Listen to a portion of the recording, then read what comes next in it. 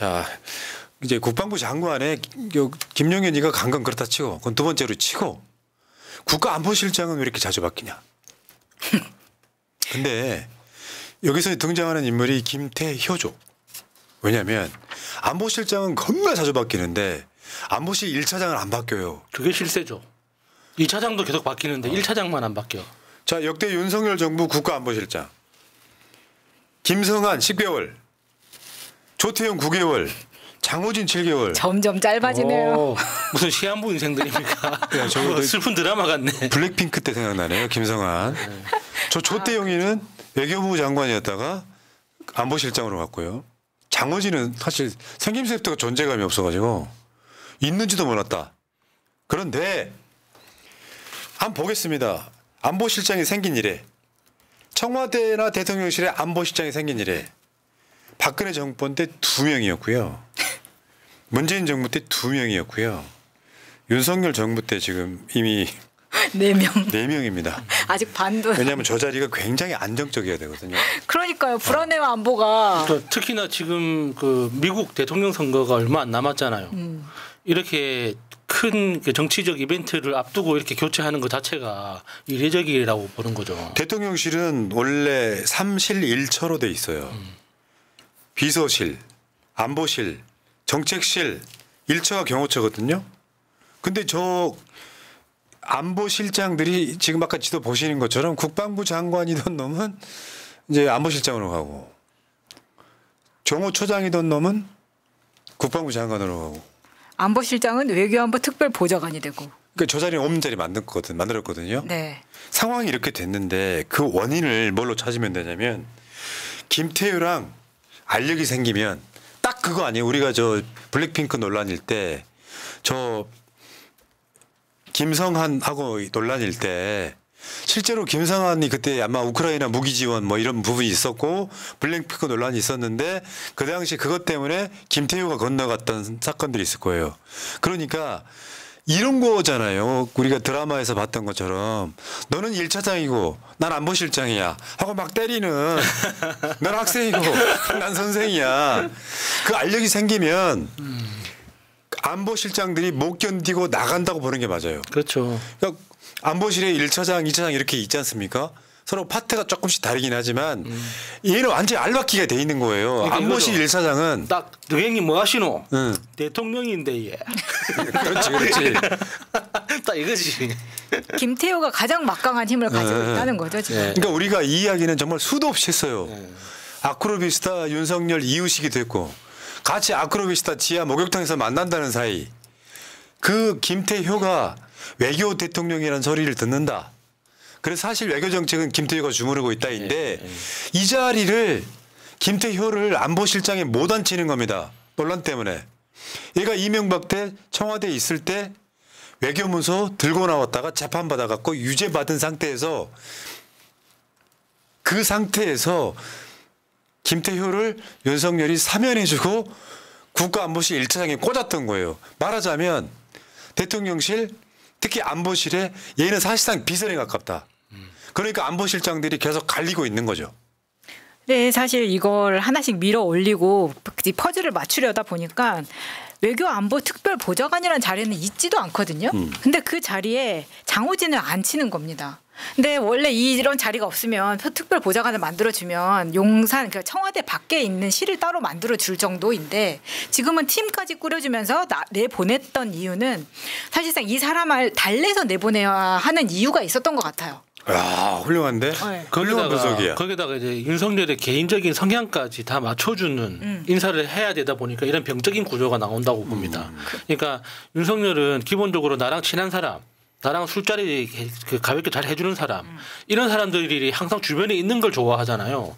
그러니까 새로운 사람이 들어오고 자기가 귀담아 듣기 싫은 이야기를 해주는 사람들 싫어하다 보니까 자기가 좋아하는 사람들만 계속 옆에 두고 자리만 바꿔가면서 계속 유지시키려고 맞아. 하는 이런 성향까지 맞춰주려고 하다 보니까 이렇게 돌려막기식 이상한 병적인 구조가 나오는 거예요. 사실은 어떻게 보면 허수아비 된 거예요.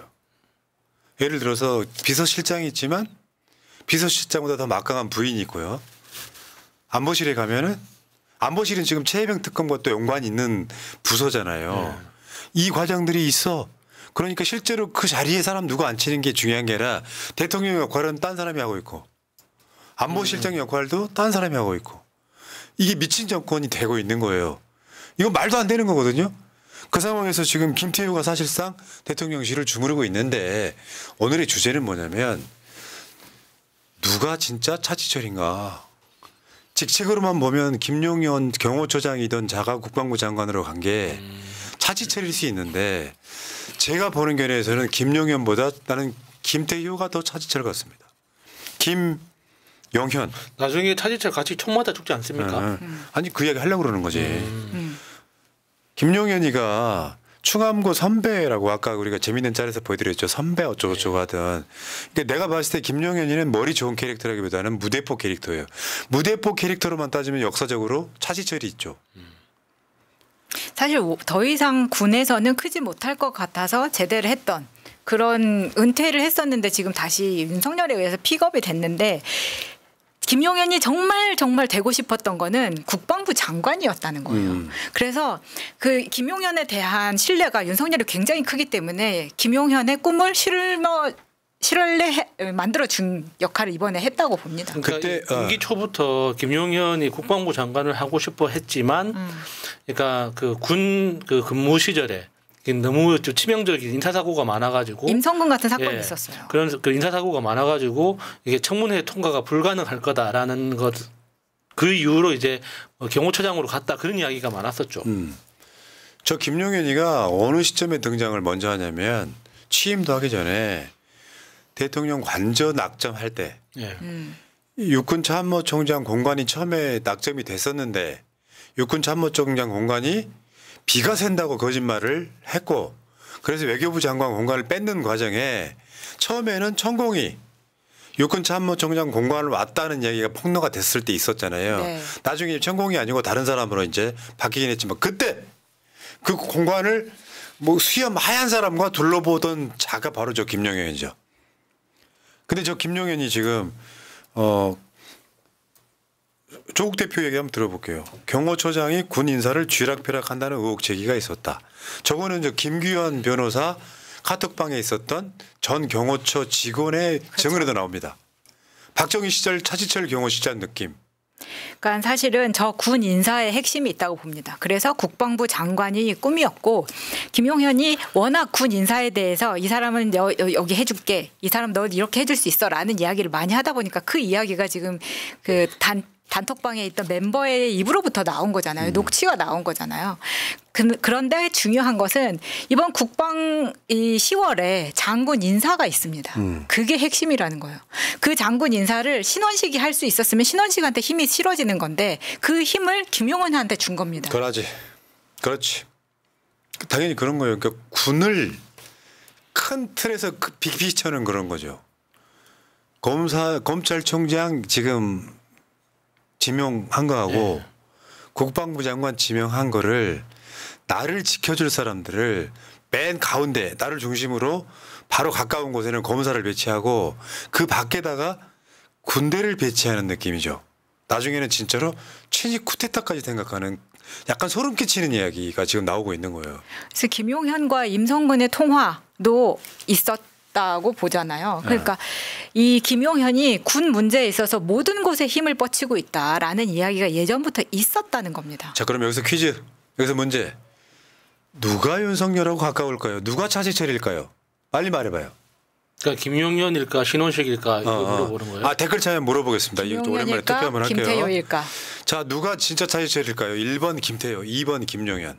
아, 저는 사우나에서 보는 사람이 찐이라고 생각합니다. 내가 봤을 때는 김용현을 윤석열한테 소개한 사람도 내가 봤을 땐 김태효일 가능성이 높아. 윤석열이 군대도 안 갔다 오고 아무것도 없었잖아요. 그러니까 약간 똥별들 이런 느낌의 사람들을 모은 거. 김태효가 처음으로 시발했을 가능성이 매우 높다는 거죠. 저는 김태효라고 봅니다. 김용현은 왜 이런 거 있잖아요. 약간 무대뽀이고 저돌적인 그런 군인들 있죠. 제가 하겠습니다. 그런 캐릭터일 수는 있는데 정말로 쥐락펴락하는 정도의 능력은 없다고 생각해요. 그러니까 대통령한테 대통령님 뭐 저 정책을 바꿔주십시오. R&D 예산 뭐 하는 저 김성희 의원한테 얼굴을 딱 입틀막 하는 느낌은 그런 거라고 생각해요. 무대뽀이기 때문에 직관적으로 느낌은 차치철에 가깝지만 사실은 그냥 단순 무식한 캐릭터에 가까울 수 있다. 그런데 김용현이 힘이 없기 때문에 오히려 윤석열과 더 돈독한 관계. 그래서 윤석열의 마음은 김용현한테 더 있을 것 같고 김태효는 나보다 나이도 어리고 그렇지만 어려운 상대인 거예요. 예. 왜냐하면 MB와도 연결이 되어 있고 아크로비스타 오빠다 보니까 또 다른 연결고리를 찾아볼 수가 있기 때문에. 아크로비스타 동생이 아니라 아크로비스타 오빠라고. 네. 그런 문제들이 있을 것 같다라는 생각이 듭니다. 참고로요, 여러분들께 이제 귀한 사진 몇 개만 보여드리겠습니다. 차지철. 차지철이 누구인가? 차지철은 박정희 바로 옆에 붙어가지고 저런 짓 하던 놈이에요. 가까. 사실은 박정희 정권이 몰락했던 게 여러 가지 원인이 있겠습니다만 이 대통령실 청와대 내에서 권력투쟁을 하다가 김재규와 당시 김재규 그때 당시 뭐 안기부가 아니다. 그 전에 뭐였지? 하도 오래돼가지고 예. 댓글창 써주세요. 안기부 아닙니까? 안전기획부. 그건 전두환 때고 국정원 중앙정보부장. 중정. 중정. 중앙정보부장이 김재규였고 근데 이런 거 있잖아요. 중앙정보부장은 사실은 대통령으로부터 먼 자리예요. 같은 건물에 일단 근무하지 않기 때문에 어떻게 진짜 찐 실세는 차지철 경호실장일 수도 있죠. 왜냐하면 지금 보면은 군 인사해가지고 대통령이 악수하는 자리잖아요. 근데 그 옆에 딱 달라붙어 물리적으로 너무 거리도 가깝게 서 있는 지금 차지철의 모습이 지금과 너무 닮았다는 겁니다. 다음 거 한번 보겠습니다. 여기 이제 하나회 등으로 이제 군인들 키울 때도 저런 장면에 등장을 해요. 차지철이. 야, 근데 저때 나이가 40대 초반? 근데 그 차지철이 비주얼 때문에 뭐 이렇게 뭐 좀 약간 무식하고 투박하다 뭐 이런 이미지가 있는데 박사학위가 있는 엘리트입니다. 쟤는 왜 이상하게 조명현이처럼 생겼지? 네. 안경 씌우면 조명현인데? 자, 그 차지철인데요. 지금 그게 다시 역사가 반복되는 느낌인 거죠. 김용현이 저런 느낌이잖아요. 네. 입틀막 할 때 봤잖아요. 윤석열을 위해서라면 물불을 안 가리는. 어떻게 보면 간신 딸랑일 수 있지. 윤석열이 안 망하게 하려면요. 저거를 다른 방법으로 강성희 의원의 이야기를 들어줬어야죠. 그렇죠. 자, 결국 박정희는 역사적인 이야기 하는 거예요. 뭐 들으라고 하는 이야기는 아니고요. 그 궁정동 안가에서 막걸리가 아닌 시바르스가를 젊은 여성들 끼고 술을 먹다가 권력 싸움에 의해서 김재규 중정부장이 버러지 같은 놈 하면서 차지철을 사살하고 박정희까지 사살하면서 좀 대국적으로 하십시오. 저는 저 대사가 너무 좋아요. 각하 정치를 좀 대국적으로 하십시오. 그리고 일단 유진초의 할아버지랑 너무 닮지 않았습니까?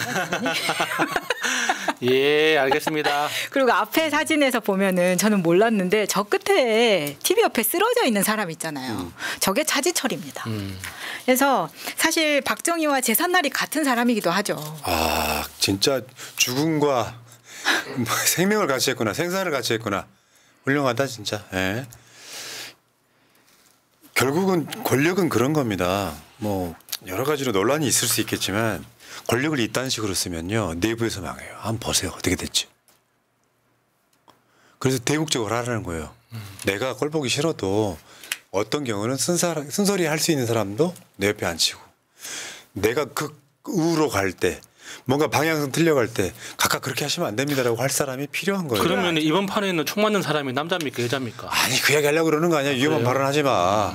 역사의 교훈을 되새기자로 끝내야지. 알겠습니다. 갑자기 궁금했어요. 역사는 돌고 도는 거니까요. 네. 친명 유튜브 채널 살인교사 이런 소리 듣고 싶어요. 정치를 대국적으로 하라고 좀.